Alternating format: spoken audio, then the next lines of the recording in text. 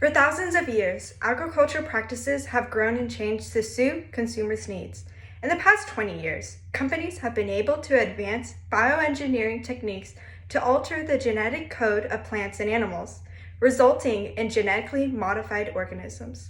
GMOs make up around 70% of processed foods, yet companies are not required to label these products.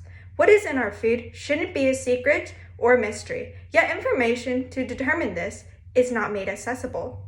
Those with misleading or false labels are not punished, often only receiving a letter from the FDA. Companies fear that labeling GMOs will make consumers less inclined to buy it. However, the problem lies in consumers' ignorance of GMOs due to the lack of significant education about it.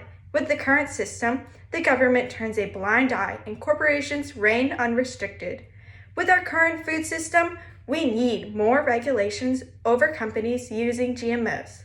In the past, Congress has passed the National Labeling and Education Act in 1990, which imposed mandatory complete nutritional labeling with the intent of allowing consumers to make better educated decisions about the food they purchase. However, they never fully imposed this. Another act is the Food, Drug, and Cosmetics Act, serves as a basic framework for food regulations by the FDA and USDA. It created food standards, authorized inspections of factories, and provided court injunctions for violations.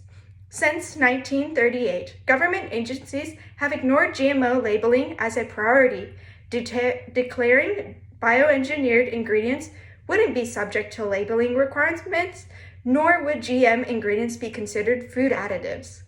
Congress has also passed the Safety and Accurate Food Labeling Act of 2015 in order to prevent states from developing their own GE labeling policies or crop regulation laws. No GE labeling was required from companies. Currently, there are 3 severe harms with the current system. 1. Companies are not required to have clear and consistent labels. Since there isn't a clear definition of a GMO, companies can delete certain genetic information and insert desirable traits.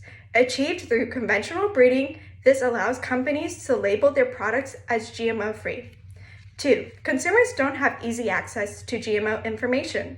Consumers want to know what is in their food, but lack the information to learn about them, resulting in lower levels of literacy about the subject and opposition to GMOs.